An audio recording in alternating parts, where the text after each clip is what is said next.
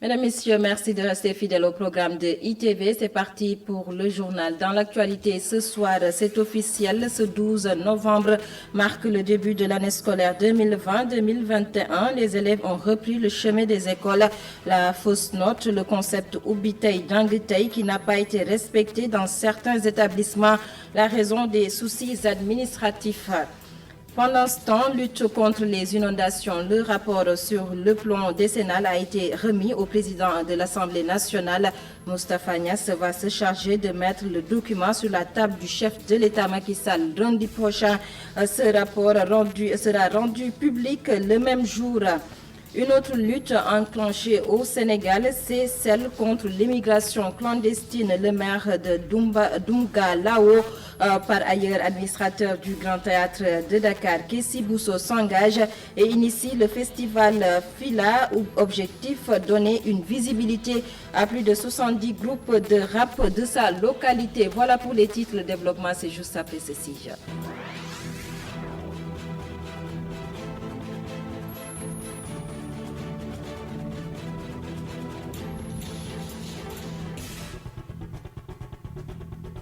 Et c'est parti pour une nouvelle année scolaire 2020-2021, une rentrée effective selon le ministre en charge de l'Éducation nationale.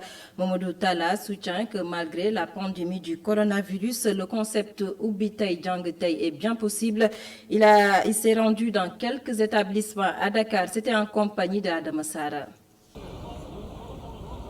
Nous sommes à l'école élémentaire Caserne Sambadjiri Diallo. Ici, les élèves et les enseignants sont prêts pour une bonne rentrée scolaire. Toutes les dispositions sont prises pour éviter la propagation de la pandémie de Covid-19. On a respecté les mesures barrières pour éviter le coronavirus. Le protocole sanitaire est bien respecté. La gendarmerie nous aide beaucoup dans le respect du protocole, mais aussi d'autres partenaires de l'école. Donc vous voyez autour de l'école, vous voyez un dispositif de lavage des mains. Dans les classes aussi, les élèves portent leur masque et respectent la distanciation sociale. Le ministère de la Santé et de l'Action sociale n'est pas en reste dans cette mobilisation.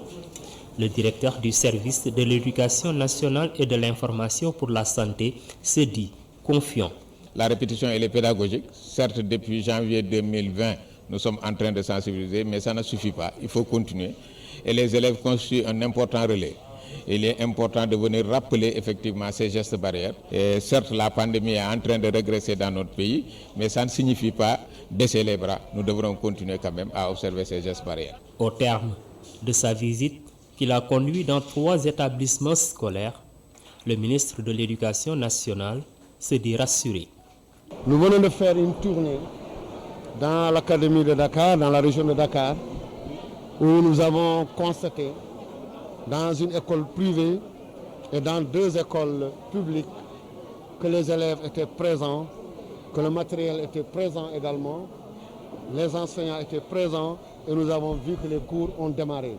Quand on fait le bilan de ce qui se passe à l'intérieur du pays, de Kolda à Matam, de Kaolack à Ziguinchor, sans oublier Saint-Louis, l'ensemble des académies donc, du Sénégal, nous avons constaté que la rentrée se commence et ça se passe dans de bonnes conditions.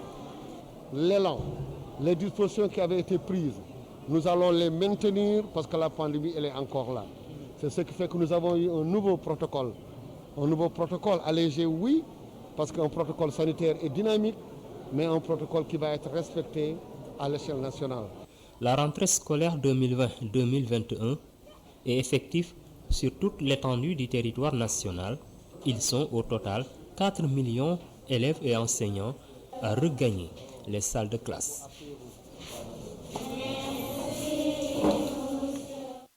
Adama Sarr, même si Ubitei Djangtei est effectif pour certaines écoles, le concept n'est pas respecté au lycée Ngalandou Diouf et pour cause la réception tardive de certains papiers administratifs. Le reportage de Abdourahman Lija. Ndei Sabine Ndaou est élève en classe de première. 9 mois sans cours, même si de temps à autre elle ouvrait ses cahiers à la maison. Elle est aujourd'hui ravie de retrouver ses camarades de classe. Ça va, ça se passe bien. Pour le moment, il n'y a que les inscriptions. Les cours n'ont pas encore démarré, mais ça va. les retrouvailles sont là. Et je suis contente, je retrouve mes amis et voilà, je sors un peu de chez moi. Nous l'avons donc rencontré au lycée Galandou Diouf de Mermoz. L'administration soutient avoir tardivement reçu les orientations des élèves en classe de 6e et de seconde, un retard qui provoque aujourd'hui une longue file d'attente pour les inscriptions. À côté, une autre file s'allonge. Le censeur s'en désole. Les professeurs n'ont repris que timidement et aussi la liste des orientés des classes de 6e et de seconde n'a été reçue que hier tardivement. Et ce qui fait que les élèves, les novices, les nouveaux sont en train de s'inscrire. Les inscriptions, n'est-ce pas, vont s'étirer en longueur jusqu'au mois de décembre, je l'avoue. Et je crois que la rentrée s'est faite de manière en dents de scie. Pour l'heure, les mesures barrières n'y sont pas totalement respectées. Malgré une tendance baissière, le coronavirus qui a perturbé l'année précédente est toujours présent.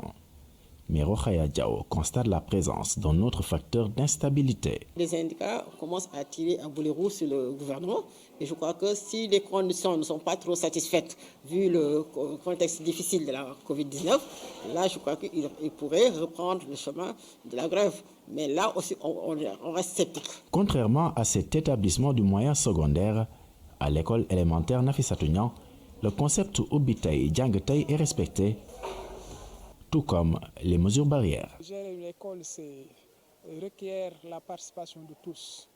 Et il faut sensibiliser, il faut conscientiser, il faut sensibiliser les comités de gestion, l'équipe pédagogique et même la population. Et tous, nous parlons d'une seule voix.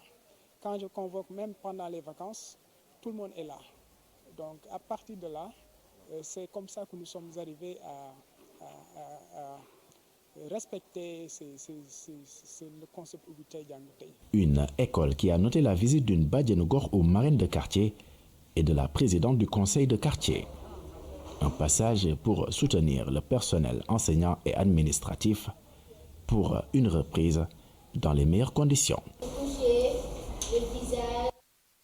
Abdourahmane, concernant la divergence entre écoles privées et parents d'élèves sur le paiement de la scolarité des mois de vacances causés par la Covid-19, les parents paieront-ils ou ne paieront-ils pas? Le ministère de l'Éducation nationale s'engage à jouer les sapeurs-pompiers. Le ministre tutelle Mamadou Talla, que nous écoutons au micro de Adama Sarr. D'abord, il faut préciser que nous saluons et à juste titre l'apport des écoles privées. Alors par rapport à ces écoles, ce qu'il faut dire, c'est que j'aurais lu, il y a 2 ou 3 jours, j'aurais lu que le ministère de l'Éducation nationale aurait demandé aux parents de porter plainte. Comme vous le savez, le ministère de l'Éducation nationale, depuis qu'on est là, est dans une dynamique de dialogue et non de confrontation. Cette rencontre qu'on dit n'a jamais eu lieu. Nous ne sommes pas dans cette dynamique. Beaucoup d'écoles privées, beaucoup d'organisations ont eu à travailler ensemble. Et quand ils ont travaillé ensemble, des accords ont été trouvés partout dans le Sénégal. Il en reste encore. Nous allons continuer. Les écoles privées, leur association des parents d'élèves dans ces écoles privées, les établissements continueront également, comme ils l'ont dit, par rapport aux accords qu'ils ont signés, pour qu'ils puissent trouver un terrain d'entente. Toujours est-il qu'ils ont eu l'instruction de donner à l'élève les éléments qui concernent les bulletins. C'est un bien immatériel qui appartient à l'éducation nationale. Les certificats de scolarité, les livrets scolaires. Donc en d'autres termes, il n'y a pas eu de problème. L'éducation nationale qui a eu son rôle de dialogue, de concertation avec les partenaires sociaux, le fera également avec les écoles, qu'elles soient publiques ou privées. Mise en place d'un modèle de formation en alternance pour une création d'écosystèmes économiques dans les métiers de l'automobile, un travail de l'Institut supérieur d'enseignement professionnel ISEP de Diamniadio pour une première convention signée avec un groupe mécanique automobile. Des étudiants de l'ISEP sont dans la pratique. Un reportage signé Babacar Sek. La formation en alternance conceptualisée par l'Institut supérieur d'enseignement professionnel de Diamniadio est en phase de concrétisation avec un premier partenaire du secteur privé. Dans cette modalité de formation en alternance, il s'agira de co-construire le modèle pédagogique, les référentiels de formation et de mettre en œuvre ensemble aussi ces référentiels de formation. Quand je dis mettre en œuvre ensemble, il s'agira aussi de manager les enseignements-apprentissages entre l'établissement, l'Institut et Niass Garage. Le premier partenaire de l'ISEP de Diamniadio encourage les filles à embrasser les métiers de l'automobile. Ce qu'on veut faire maintenant du Sénégal, ce n'est plus maintenant avoir des jeunes filles qui n'ont qu'un métier de coiffure, quelque chose comme ça. Il faudrait que les jeunes filles puissent savoir que maintenant, ils peuvent avoir des métiers de l'automobile, être de grands cadres sur ça et y arriver. À terme, la formation en alternance va permettre aux apprenants d'acquérir et de maintenir les compétences nécessaires pour intégrer le monde de l'entreprise. Ce que nous avions préconisé en négociant avec certains acteurs du milieu socio-professionnel, c'est d'enrôler, c'est-à-dire de recruter au niveau de l'ISEP Diamniadio des jeunes bacheliers qui, dès la première année, sont salariés. Pour atteindre ces objectifs, l'ISEP de Diamniadio, concomitamment avec ses missions d'enseignement, devra, selon son directeur, tisser des relations de coopération fortes, structurelles et durables avec les entreprises spécialisées dans les métiers de l'automobile et des TIC. Babacar Seck, lutte contre les inondations, rapport sur le plan décennal. Le document a été remis ce matin au président de l'Assemblée nationale. Les membres de la mission d'enquête parlementaire ont auditionné 7 ministres et 5 directeurs généraux. Un document qui sera remis au chef de l'État Macky Sall le lundi et le document sera rendu public le même jour, nous dit Mme Abdou Gueye Kassé. Un rapport volumineux de 344 pages, le résumé d'un travail de 45 jours. Il sera remis dès lundi au président de la République et rendu public le même jour. Nous le remettrons au chef de l'État lundi, Inch'Allah, et tous les députés vont avoir ce document lundi, s'il plaît à Dieu. Je dis et je redis que la lecture de ce rapport que vous me remettez ce matin, dans sa forme définitive, apporte la preuve concrète et vérifiable de ce que les députés du Sénégal, ceux de cette 13e législature, membres de cette mission d'information, ont parcouru le Sénégal des profondeurs, ce qu'aucune commission d'enquête, encore une fois, n'aurait pu faire. Le président de l'Assemblée nationale tient à dissiper tout doute sur le choix d'une mission d'information en lieu et place d'une commission d'enquête parlementaire, jadis exigée par une bonne frange de l'opinion et par l'opposition. La raison de ce choix réside dans la possibilité qu'offre une mission d'information de conduire les députés membres de cette mission sur le terrain même où sont survenues les inondations, dans l'ensemble des 14 régions et dans les 45 départements que comporte le Sénégal, visitant ainsi nombre de communes de notre pays. Évidemment, une commission d'enquête parlementaire n'aurait pas permis aux députés d'aller à la base. Les pluies diluviennes qui se sont abattues sur Dakar et sur une bonne partie du pays au mois de septembre, entraînant des inondations, ont motivé la mise sur pied de la dite commission composée de 15 parlementaires pour enquêter sur les fonds décaissés par l'État. Ces derniers ont fait un travail qualifié d'excellent par Moustapha Niass. Félicitations, je dis. Toutes nos félicitations, parce que nous savons ce que c'est qu'élaborer un rapport.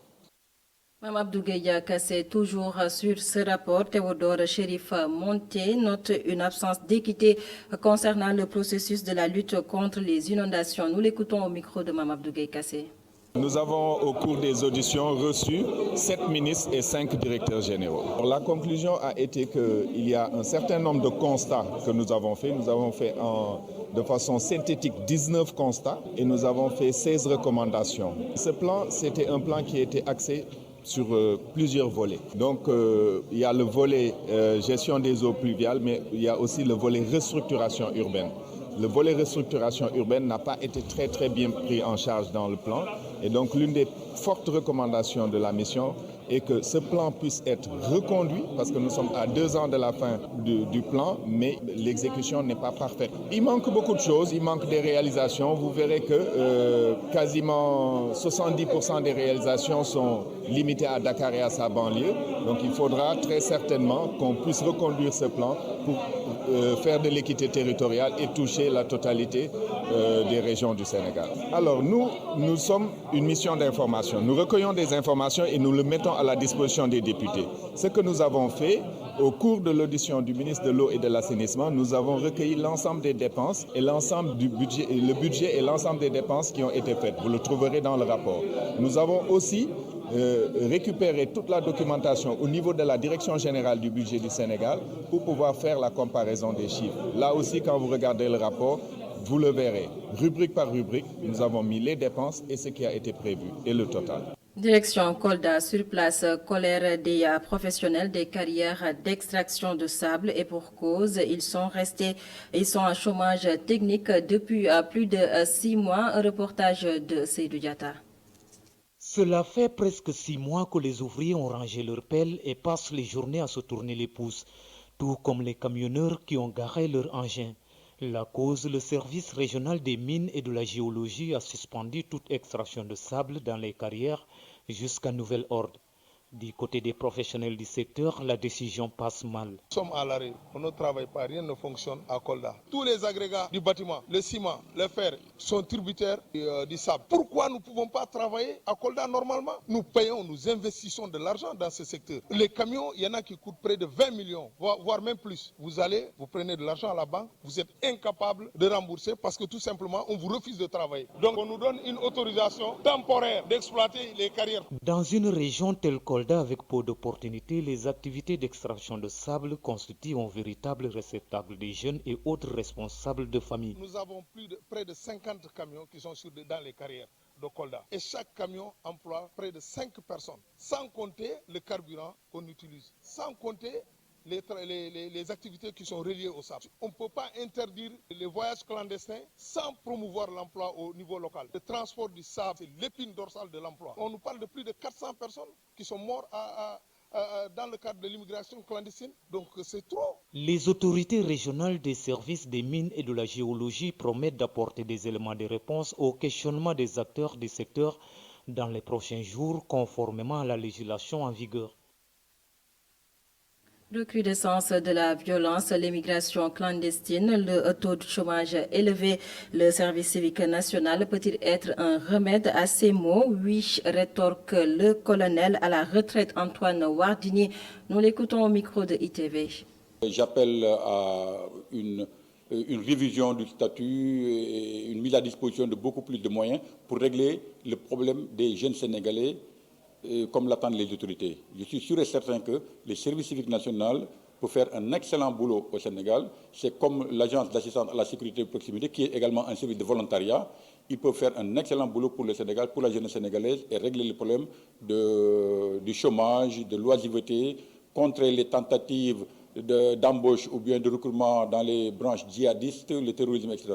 Je suis sûr et certain que c'est un atout sur lequel on doit pencher. Si on forme bien les jeunes aux techniques de renseignement, les sensibiliser sur les enjeux, les dangers et leur montrer les aspects négatifs du terrorisme.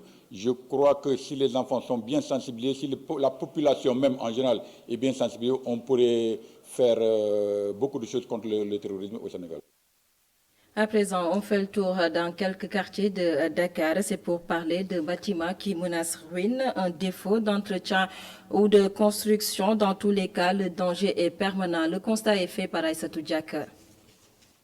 Les populations courent divers risques tous les jours dans le monde de la construction, mais également dans d'autres situations. Les Sénégalais ne sont pas conscients de ce que nous vivons. En ce moment, quand tu vois la façon qu'on vit, nous les Sénégalais, on est toujours en danger, dans les marchés, dans les rues, dans les voitures, partout. On est en insécurité. On vit en danger et on ne se rend même pas compte de ce qu'on fait.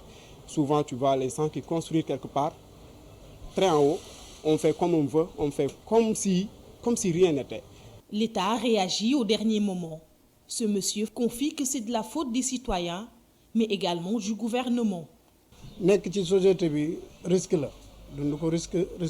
Vivre dans cette société est un énorme risque. L'État réagit tout le temps à la dernière minute et c'est vraiment grave. On est tout le temps exposé à des risques. Moi, je trouve que l'État et les citoyens se comportent de la même manière. Ces entreprises qui construisent les routes, par exemple, eux, ils ne continuent jamais leurs travaux. Et ce n'est pas du tout normal. L'État doit veiller à tout cela. Le gouvernement doit prendre ses responsabilités afin d'éviter certains problèmes. Et ça, je pense que l'État doit prendre ses responsabilités en défendant la population, on met des sanctions, on sanctionne les gens qui font du n'importe comment, de ne pas les laisser aller parce que tout récemment, on a entendu des poteaux qui tombent sur des gens, jusqu'à il y a 2 morts, je pense, et des blessés graves. On ne sait pas le blessé s'il va mourir ou pas. Donc, vivre dans cette société est un énorme risque d'après nos interlocuteurs. L'État et les citoyens doivent s'entraider afin de vivre en toute quiétude. Aïssatou Diak, une note de santé dans cette édition coronavirus. Situation du jour, qu'un patient n'a été contrôlé négatif. Pas de décès également sur 713 tests réalisés. 9 sont revenus positifs. 2 cas graves ont été signalés par le communiqué du jour lu par le docteur El Hadj Mamadou Ndiaye, le porte-parole du ministère de la Santé et de l'Action sociale. En culture, festival Fila le 28 novembre 2020, une initiative de Keïsi Bousso, maire de Doumgalao, par ailleurs administrateur du Grand Théâtre de Dakar. L'objectif, permettre à plus de 70 groupes de rap de la localité d'avoir plus de visibilité et lutter contre l'immigration clandestine. Keïsi Bousso, que nous écoutons au micro de Ndaye Mariam Gaïa. Empêcher les jeunes de prendre des pirogues pour aller en Espagne ou en France ou en Belgique. Comme moi aussi, je suis un de la diaspora. Je me suis dit que cette année, la première édition de la commune de Doumgalao va être basée sur l'immigration clandestine, pour les jeunes prennent des pirogues pour aller en Espagne ou en France. Donc cette année, il y aura 60 à 70 rappeurs de la commune de Doumgalao. On est fixé seulement sur la commune de Doumgalao dans le département de Podor où je suis le maire. Le 28 novembre, dans la commune de Doumgalao, on va organiser les 10 meilleurs. On va s'organiser pour le faire de temps en temps. Je connais aussi des gens qui vont des festivals en Belgique ou en France, Sphinx Festival ou Couleur Café. On va essayer d'inviter les 2 meilleurs jeunes qui ont gagné le tournoi pour venir en Belgique. Donc c'est ça, cette année, c'est ça qu'on veut faire dans ma commune, parce qu'on a laissé les jeunes en rade. Dans ma commune, cette fois-ci, je me suis dit, au moins, il faut les faire, il faut les aider, il faut les faire venir. C'est seulement les rappeurs aussi que les jeunes écoutent. Quand ils font un single, peut-être que le single là, on va essayer avec mon ami Paco, qui va essayer de les organiser. Lui aussi, il va faire sa soirée ici le 26, c'est ça? Le 26 décembre. Le 26 décembre. Donc Paco, le jour de ta soirée, je pense que les 2 meilleurs, tu vas les inviter.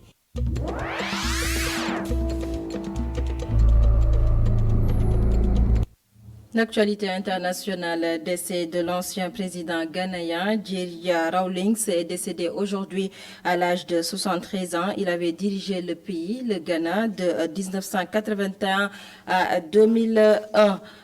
En France, 3e édition du Forum de Paris sur la paix et la sécurité. Le président de la République, Macky Sall, qui prend part à cette rencontre, a encore plaidé pour le continent africain. On fait le point avec notre correspondant sur place, Abdou Latif Diop. Le 3e Forum de Paris sur la paix et la sécurité promet des lendemains meilleurs dans ce monde. C'est du moins ce qui ressort des différentes interventions au cours des travaux. Le président Emmanuel Macron, principal initiateur de ce forum, a reçu à l'Élysée le président sénégalais Macky Sall, Charles Michel, président du Conseil européen, et Mme Kristalina Georgieva, directrice générale du FMI. En visioconférence avec Angela Merkel de l'Allemagne, Antonio Guterres de l'ONU et Mme Ursula von der Leyen, la présidente de la Commission européenne, les invités du président français ont évoqué un certain nombre de questions comme la structuration de la dette et l'amélioration du système fiscal. Cette réunion visait également à entamer une réflexion collective sur la refonte du multilatéralisme, la lutte contre les inégalités ou la défense des droits fondamentaux à l'heure du numérique. Le président Macky Sall en a profité pour évoquer la question du terrorisme et l'islam. Il exhorte aux Occidentaux principalement à accepter la différence et prôner un islam tolérant. Le Forum de Paris sur la paix a rassemblé tous les acteurs de la gouvernance mondiale pour présenter des solutions pour une meilleure organisation de la planète.